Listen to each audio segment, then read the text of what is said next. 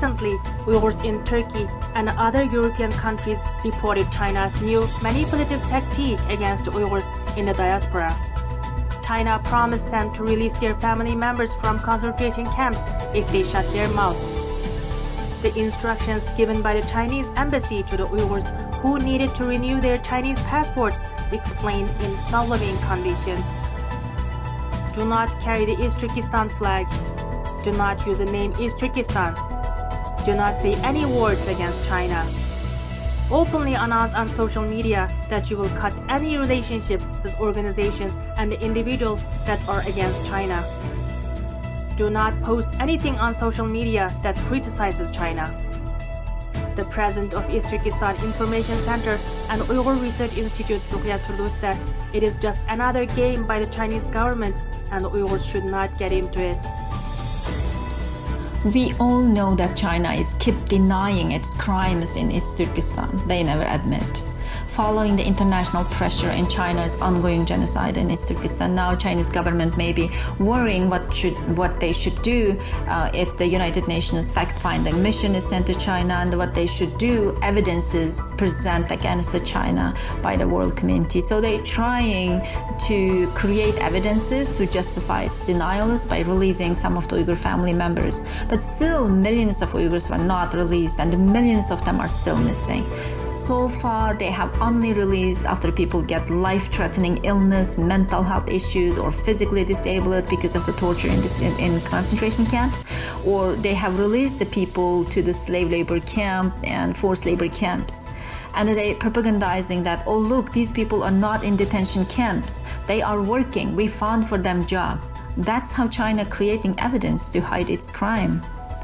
Also, they know Uyghurs and Uyghur diaspora desperate to save their relatives back home. So China seeing this is as a weakness, trying to manipulate Uyghur population to sideline the voices of Uyghurs and other Turkic Muslims' legitimate right to independence. So Uyghurs should not get into this.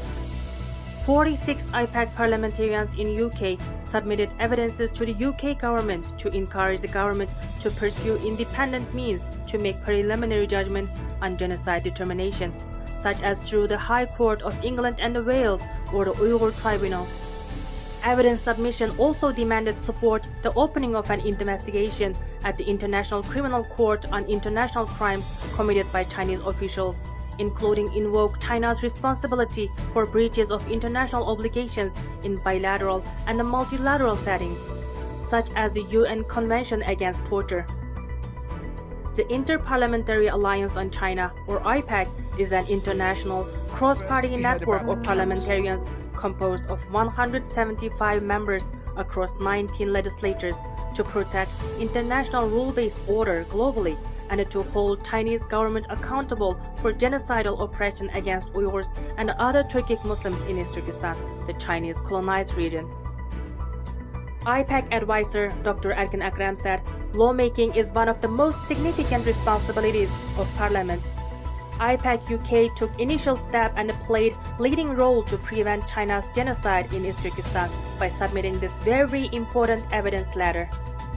It includes prevention of genocide, recommended policies for businesses operated in East Turkestan that involvement with forced labor against the Uyghurs. Also recommendations of how to support Uyghur organizations, Uyghur refugees, and Uyghur communities in diaspora. IPAC members of other governments will also send similar evidence letters and recommendations to their governments to hold Chinese government to account for its crimes.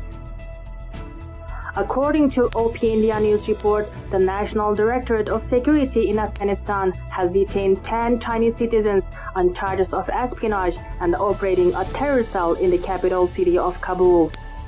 As per report, these detainees are believed to be linked to China's spy agency, Ministry of State Security. It was on December 10, 2020 that Afghanistan's NDS started the crackdown.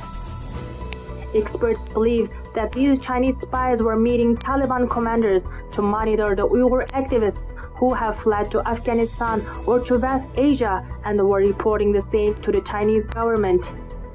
Meanwhile, the Afghan security forces is of the belief that the detainees were creating a fake East Turkestan Islamic Movement module in Afghanistan to entrap East Turkestan Islamic Movement operatives in Afghanistan.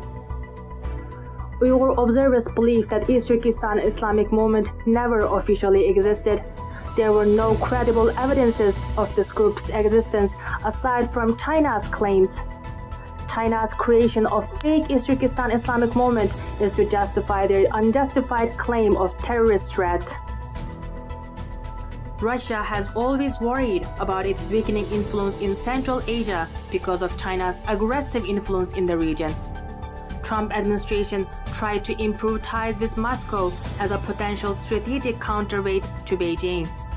However, incoming Biden administration's hostility is pushing Russia to close collaboration with China.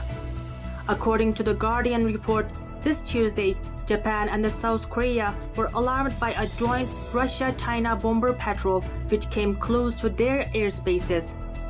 The jets flew down the Korean Eastern Sea before heading south towards the East China Sea, both areas being the scene of particularly contentious territorial dispute between various countries. Uyghur observers worry that close collaboration of Russia and China will not only put further damage to the cause of East Turkestan, it also will increase the counterweight to the United States.